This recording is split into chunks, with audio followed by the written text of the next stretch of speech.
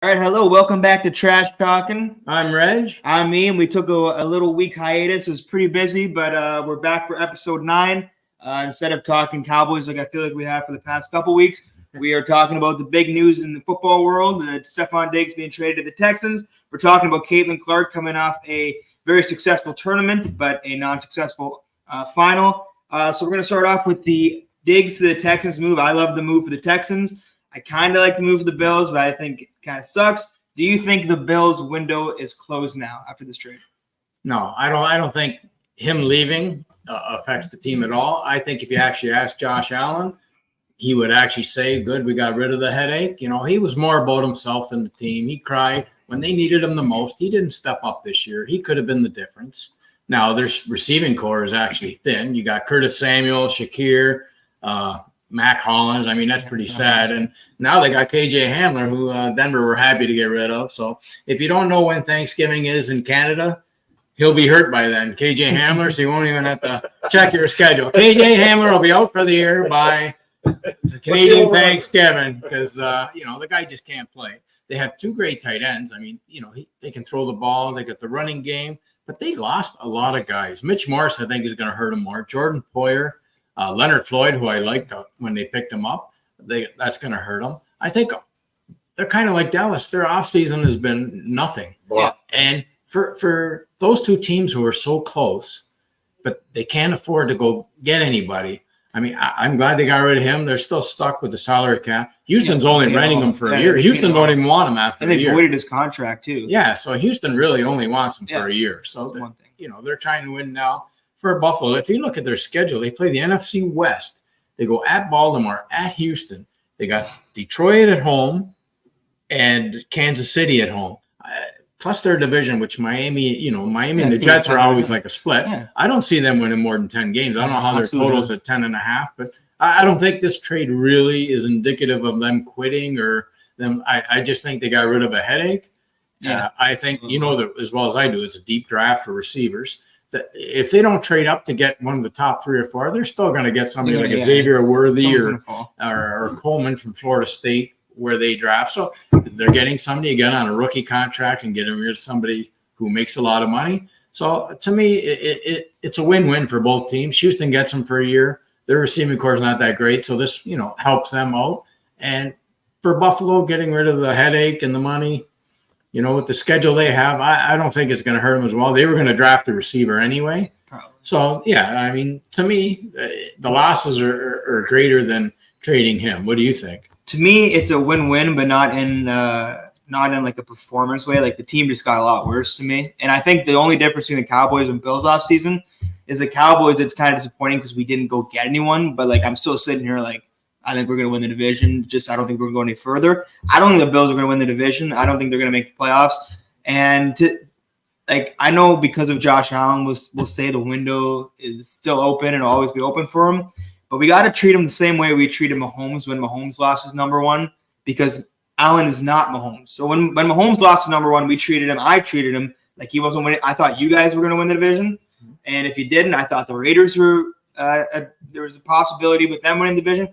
And I thought the Chargers could have won the division. But that's the difference between those two organizations. Yeah, it's Kansas City can put up with losing guys where Buffalo can't. I think this is going to suck. That's right. Yeah. I think this is going to suck for the Bills. I don't see to say their window's open is to consider Josh Allen a Mahomes level type player, which I don't. If you see, because for some reason we kind of skew and we forget because of his name that Josh Allen had an amazing year in 2020, and since then, everything has gotten worse. The touchdowns got a little worse each year, just by 1. The picks went up from 10 to 15 to 14 to 18. They went from 10, and now they're all the way up at 18. The touchdowns from 2020 to 2023, 37 touchdowns, and now 29 last year. He's just gradually gotten worse. I think losing Gabe Davis is going to be just as worse. When you lose 2 of your top receivers. You did just lose 1. Yeah, and Gabe Davis, to me, was just as good as Diggs. I think Diggs kind of fell off a little bit last year, and he had a great start to the season. And I think it's great because I don't think people put enough value into removing a cancer in the locker room, because I think Diggs turned into that. I think Allen didn't like him at the end. McDermott didn't like him, and it's been the same story Minnesota, he caused issues at the end. Buffalo, he's going to do the same. He's going to do the same in Houston. I think we can definitely say the Bills lost the trade with the Vikings now because the Vikings have the best receiver in the world at 25, and the Bills got 4 years of really nothing. That's what kind of it's a total failure what happened in Buffalo. I'm surprised you got a second round for it. I tell you the truth. I thought third or fourth. They had to give up a 5 and a 6 too, which is valuable to me because you find these guys in the 5th and 6th. Those are your special team guys. Seriously, it's a big deal. Those are your guys. It felt like the Texans got really good value for that whole trade. They got rid of a second, but they got a 5 and a 6, and they got rid of next year's second. So they're not even paying right away. They can still build around Diggs right now. They're doing exactly what they should do. Well, they have to because they have the quarterback under rookie contract. When you have a quarterback under rookie contract, you have so much more you can do as a general manager than they do with all these guys that are making $40 million, and you got to watch how much you spend and everything else. It's weird because the Texans went from being like a clown organization a couple years ago. Like I saw someone post about, by the way, this is what you're supposed to do with a quarterback and rookie contract, and they showed Dak's second year, and they brought out Cole Beasley and Bryce Butler, and they gave him no receivers. This is what you're supposed to do. You're supposed to go get a number one receiver. You're supposed to surround him. I mean, I know the Chiefs already had the receiver, but the Chiefs, they had to get rid of Hill because they had already paid Mahomes, but they gave him Hill and Kelsey. They gave him all these. Well, the Chiefs are all right because Rashid Rice is going to take an Uber to the game. So they're all right. They're going to take an Uber, so everybody's safe. And they'll figure out a way to get around that too. They 100. Like, I heard with that whole thing, they'll be good again next year. From what I hear, his interpreter was driving. So I don't know. His interpreter was driving, from what I read. So I don't know. So I don't think anything's going to happen. And if I was the Bills, I'd be very worried because Otani's interpreter put a lot of money on them to win more than 10.5 games. And with his track record of losing all that money, I'd be a little worried. Yeah. That could be an issue. But yeah, I don't think this is. I think this is a loser's move for the Bills. I get it; they had to do it, but I don't think Josh Allen carries teams, and I just don't think he's that type of guy. What's going to happen is he's going to try too hard. He's going to run too much, and he's going to get hurt. I can see that happening now because he's going to have more pressure on him with less weapons. Yeah, and he's going to be running, ducking, avoiding sacks, and he has been lucky in his career so far not to get hurt. Where every quarterback usually he really should have gone down the Cam Newton road already. Yeah, like he runs into tackles. He doesn't avoid it like Lamar. No, he runs right so hard that I think it's going to be even harder this year for him. And with the less offensive talent he has around him, if they don't run the ball consistently, I think something, And I don't really count Knox and Kincaid either because I know they're great, but like I don't want to have two great tight ends. I want to have a great receiver who can go make plays for me. See, my problem is I know they got Kincaid last year.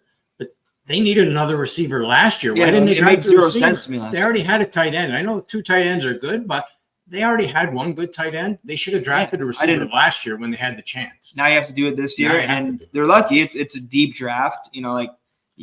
I can see them trading up. If they want to trade up with us, I'm fine. Talking about that this morning. If they want to trade up with us, I am absolutely fine with it. I will take it. It depends. To get a receiver, if you trade up, you don't want to give up too much. You should never give up next year's first round just to get. But don't you think now they'll be even more desperate to prove, no, it wasn't a big deal that we lost Diggs. We're going to get a new one now. We have this.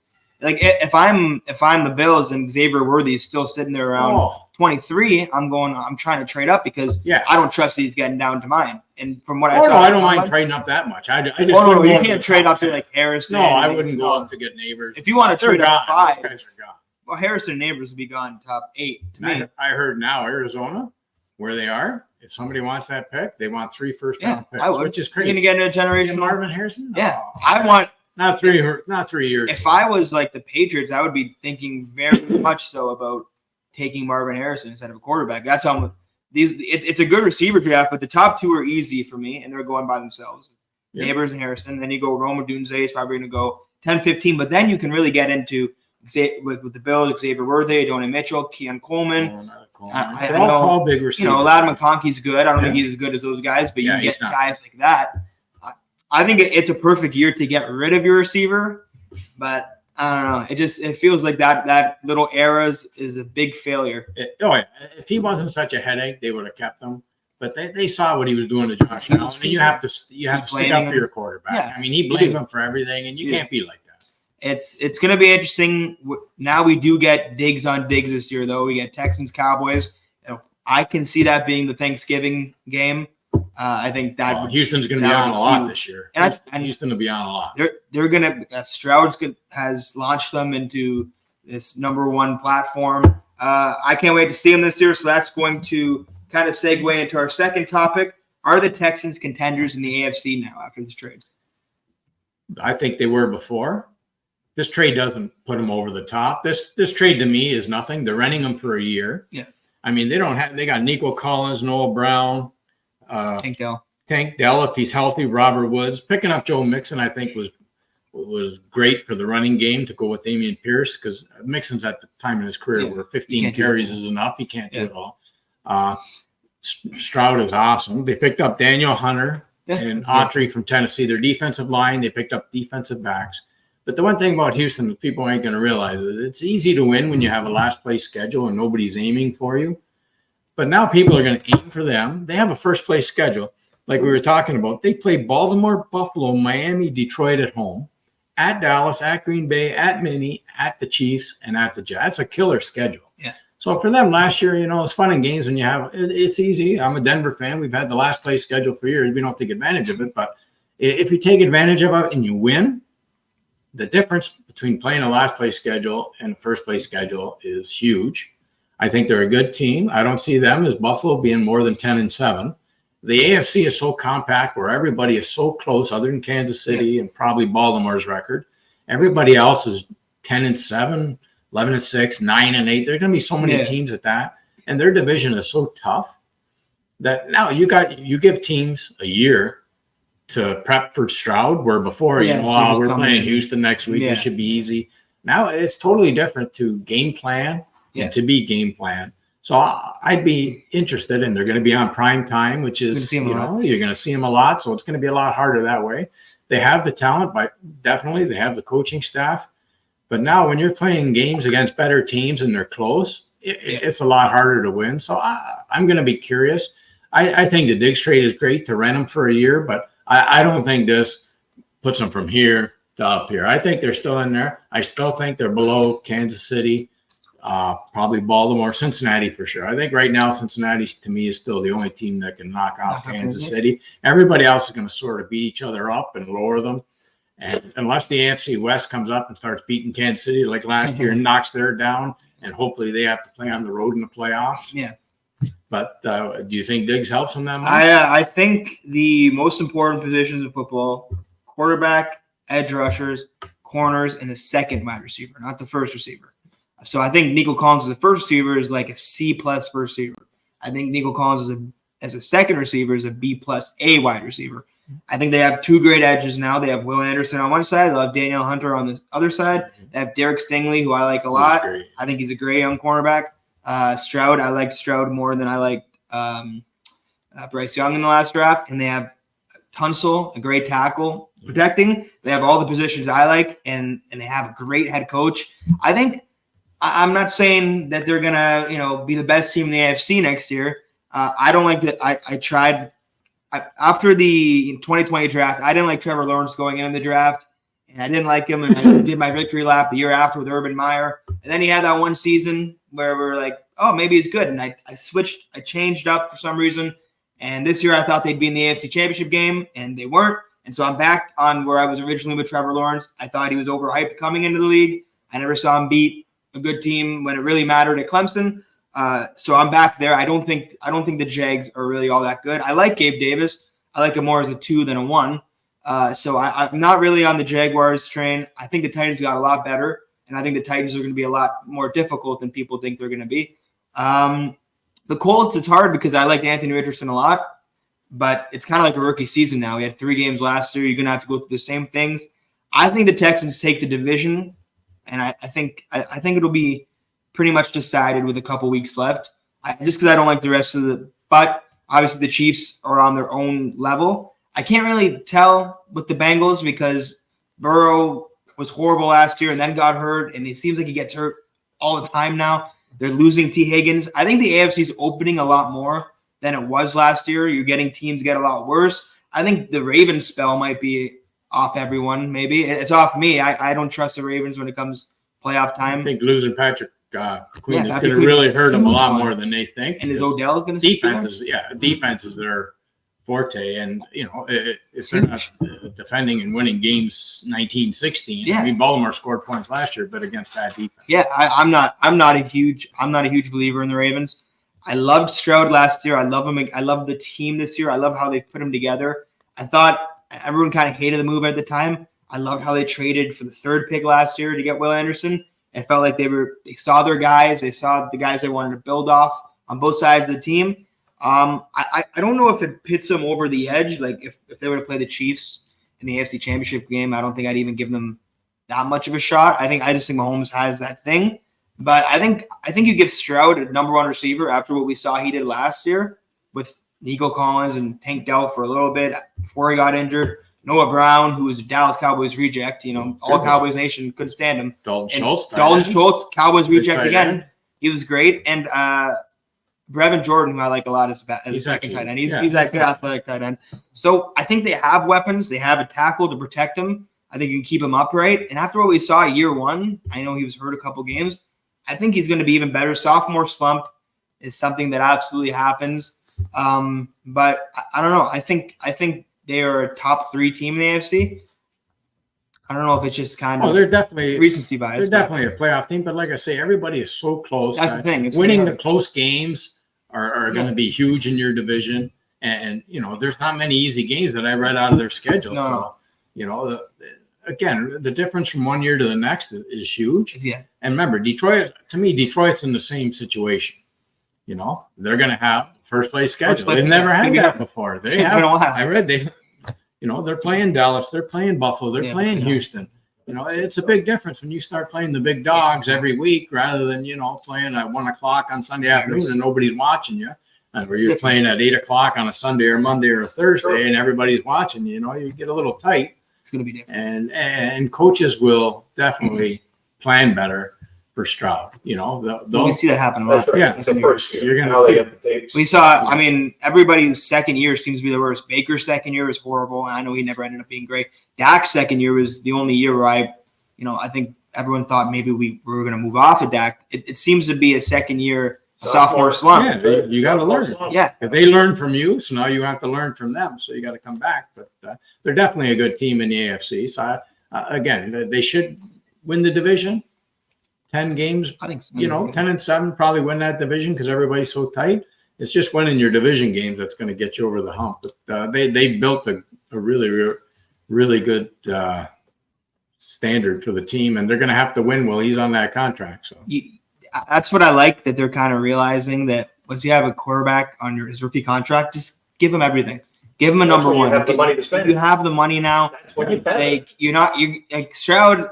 I can only imagine in 3 years what he gets. It's probably be less. It'll be 2 years. What he gets paid. It'll probably be 90 a year. It'll be a lot of money. He got 50 that I couldn't believe. Yeah, it's going to happen. It's going to be by market, and by the time he gets there, it'll probably be 65 a year. He'll probably crush it. And then other players aren't going to get paid, so you're going to be getting guys. Tank Dell's probably going to be. Will Anderson's going to be. He's probably going to want a huge contract by that time. To me, it's not fair to the other positions who are involved every play as well, and they're getting $1 million a year or $2 million a year, and you're getting 60. They're already paying Tunsil a pretty decent amount of money. He's got a big. I'm glad for offensive line. Yeah, finally. So you've already got his chunk. I like what they're doing, and I think something that's really underrated is the coach. I love that they have a young, great with the team, obviously a smart guy, play to the game coach. I love that they built from him. That's a really underrated thing. When you look at rosters like, the Cowboys roster, we got a pretty good team.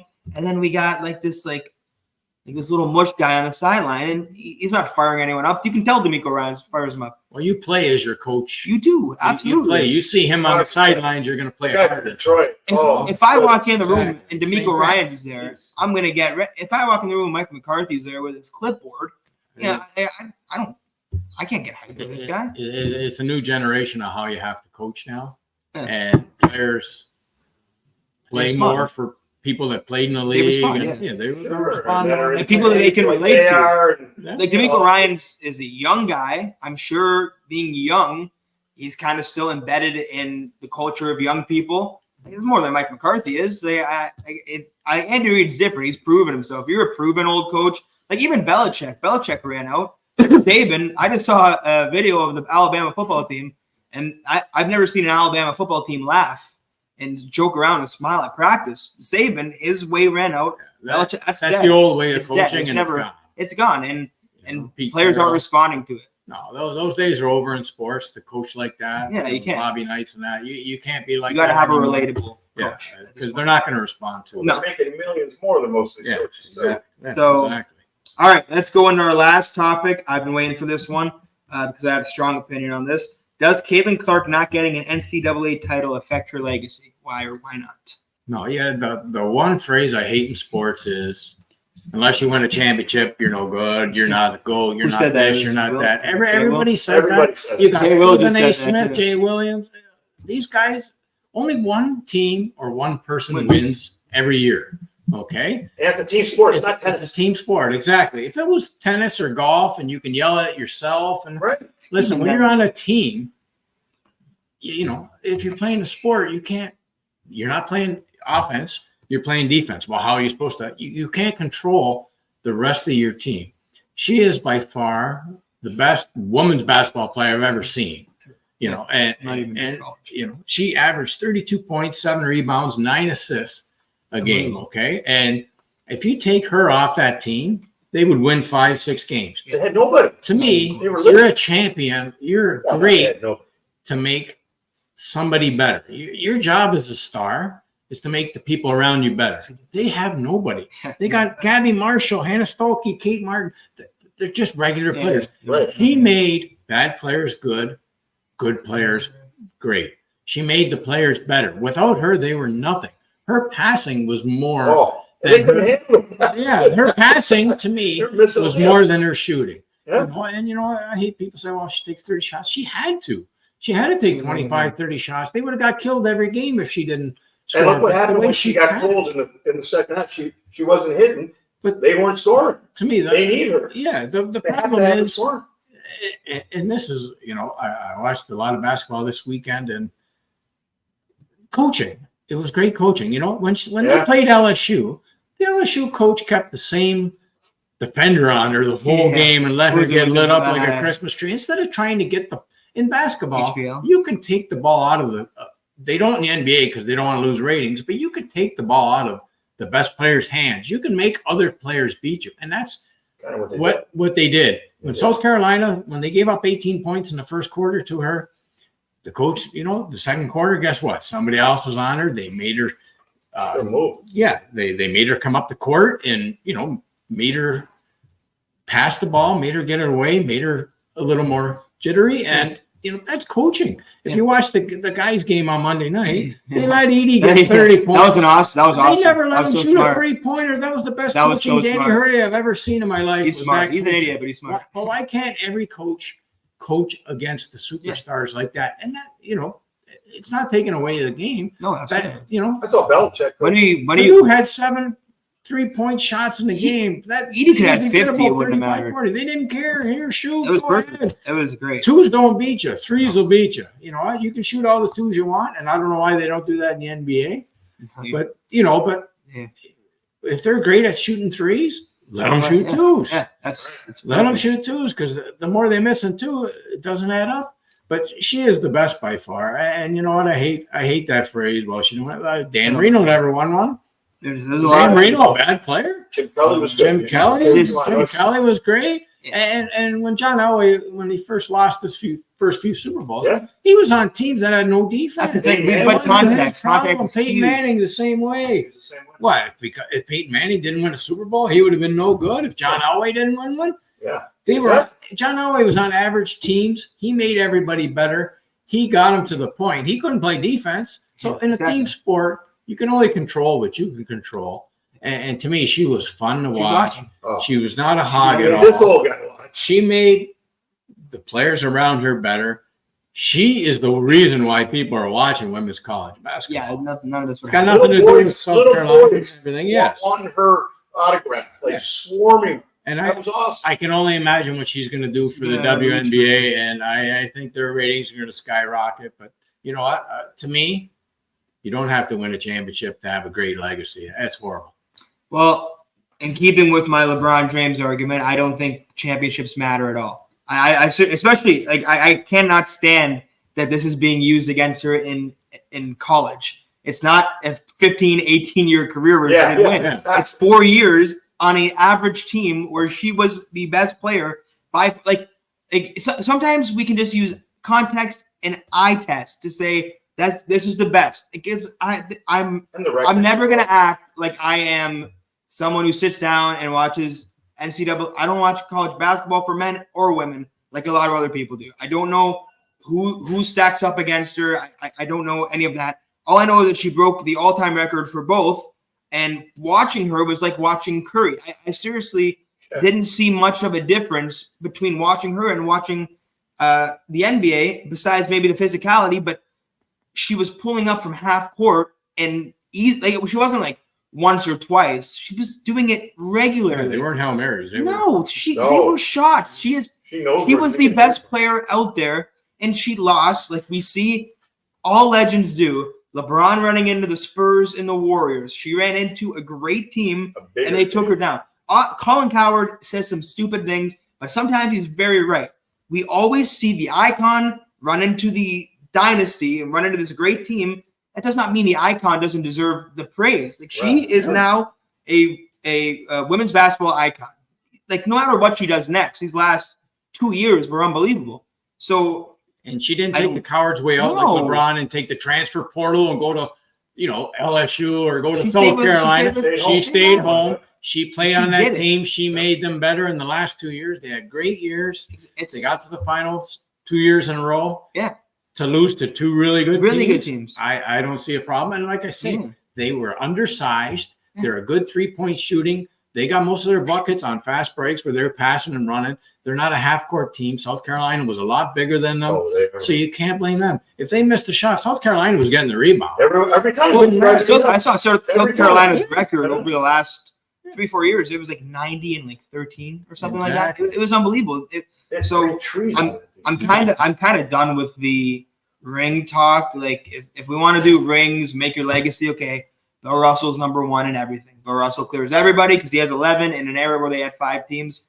That we can't keep doing this, and it's annoying. It's so annoying. The worst part about it is all these ring chasers.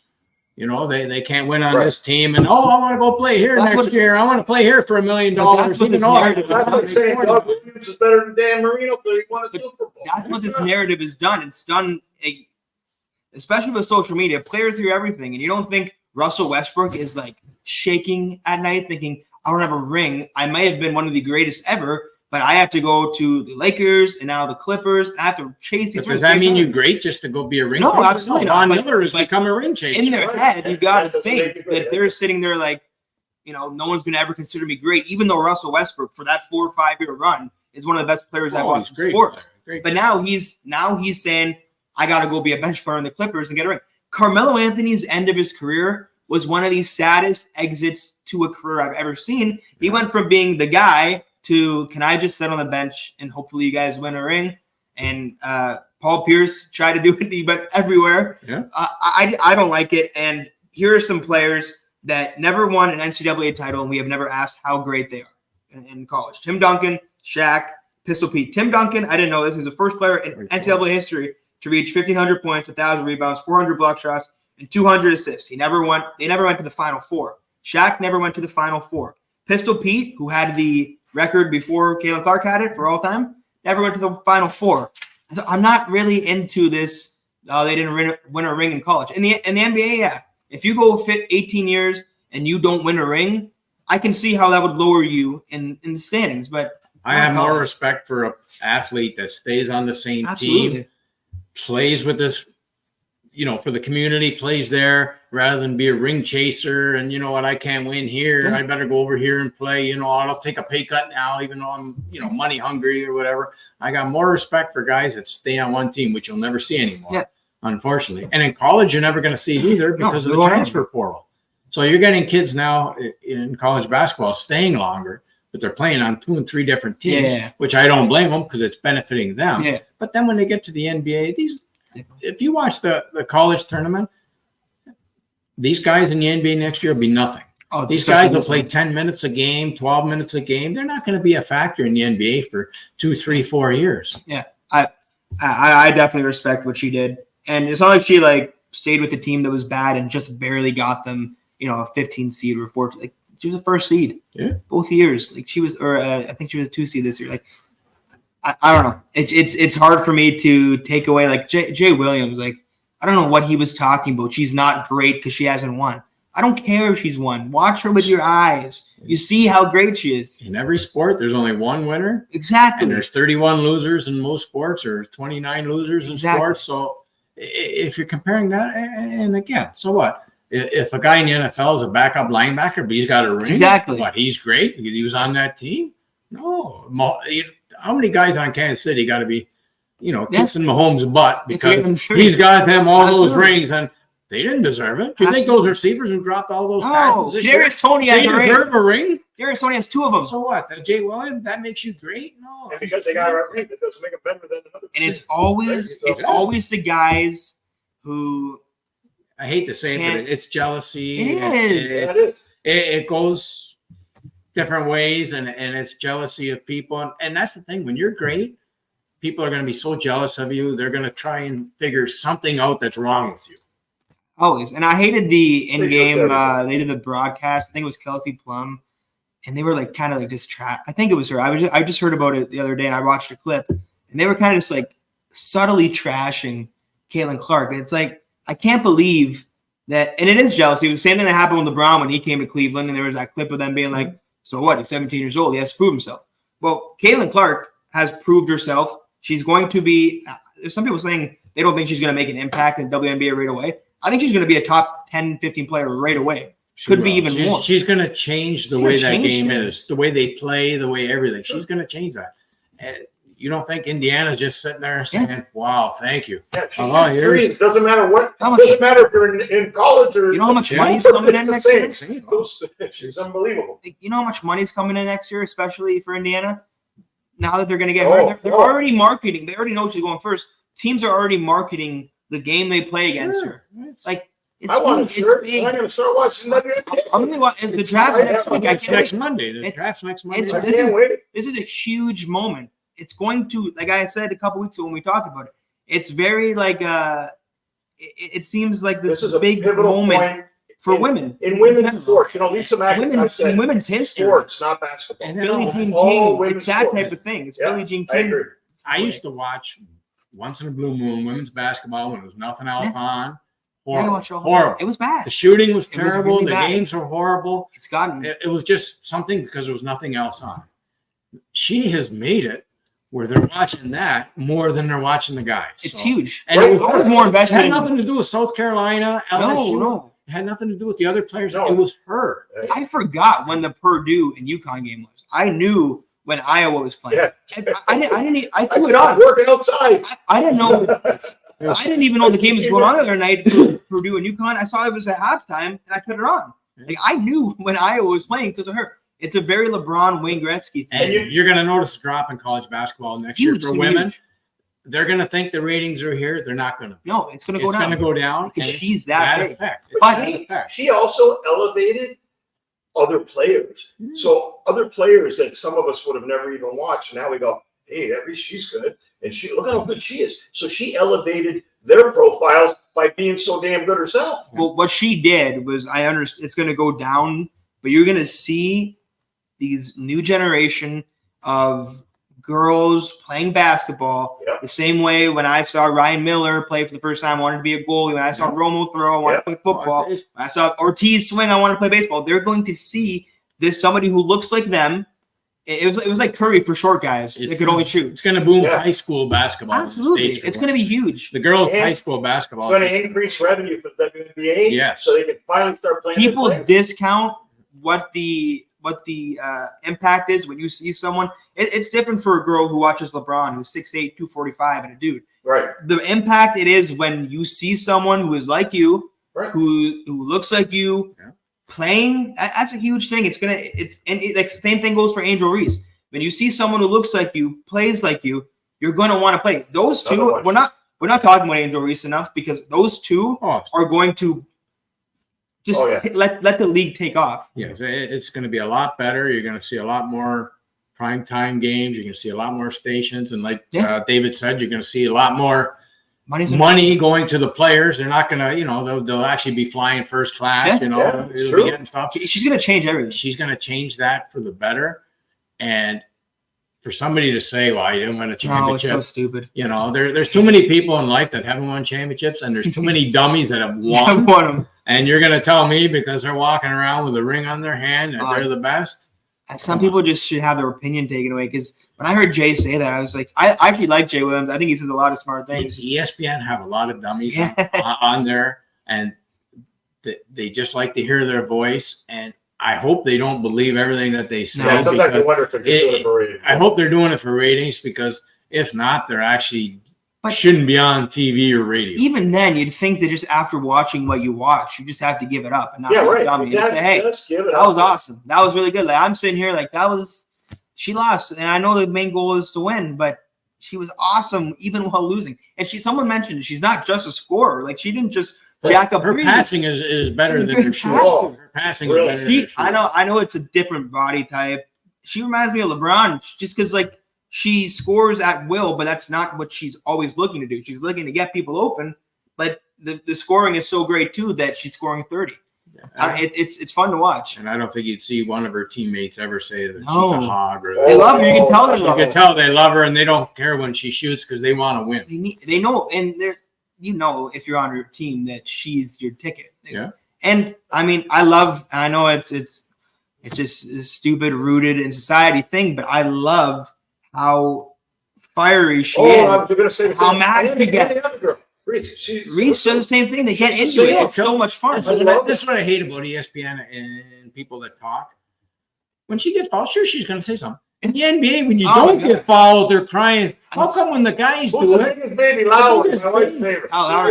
NBA stars are the biggest whiners on earth when they get touched or fouled. Well, she's a competitor. Let her say the same thing. When you're competing, you're in a whole different mindset. And if you want to win, you're going to blow up. I'd rather her be like that than, maybe she didn't follow me or something. Yeah, finally saw Mahomes blow up. He's competitive. I saw Brady get praised every year when he would remote a receiver, throw a tablet, and Brady did it in a very baby way. Like you could tell his voice again high pitched, and he was walking around throwing. And no one, the few people said things about Brady. Now Caitlin Clark, and you know what it is. Absolutely, you know what it is. I've seen Otani's, in the dugout. On a tablet or swinging the bat after he lost a bet. He'd be like, there goes another $1 million. He's a competitor. He's a competitor. We lost. How did the Angels lose again? I thought we'd win. He's a competitor. No, it's competitiveness. I love when the guy on my team gets mad. I love it when they blow up. One more note, I know for all you music fans here, but Shaggy was great back in the day, right? Well, he come out with a new CD, and his number one hit on it is "It Wasn't Me, It Was the Interpreter." You got to hear it. It's out there now. If you pick up his CD, it's a great song. It's on Spotify.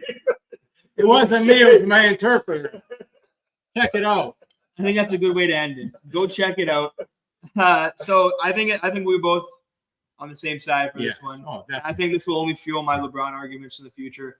I have it clipped now that you said that championships don't matter as much as a team sport. Hey, I can cut it out. We can play it out because I'm going to play it on a loop. I'm going to keep using it, but absolutely, she is the greatest college women, and I think in 5 years you'll make the case that she is the greatest women's basketball player. I think she will only continue it. I can't wait. She's going to make the players better. Absolutely. She's going to make them more money, and she's going to make if you watch WNBA game, because it is pretty empty. Yeah, there's nobody there. They play in the afternoons half the time during the week because there's no fans anyway. And there will be people there now. Yes. Their games are going to be prime time. I'm excited to watch it. I am now going to be – I've put in my request. I'm Indiana fan. I want to watch. And the best thing about the WNBA is there's only baseball to compete against. Yeah. There's nothing else going on when they play. Oh, it's great. It's a good situation. So they have a good season to play.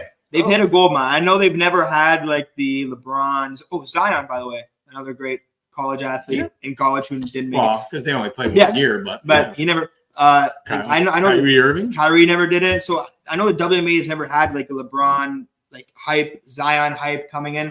They finally have it. I'm gonna be watching the draft next week. I know she's going first, but I want to see what they do about it.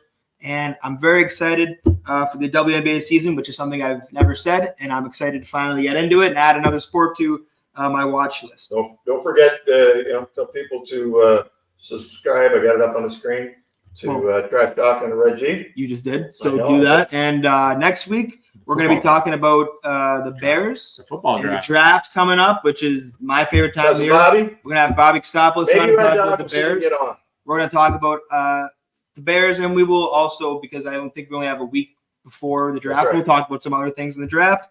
And so thank you for coming and hanging out, and we will see you next week. This is Trash Talking. I'm Reg. I'm Ian. We'll see you next week.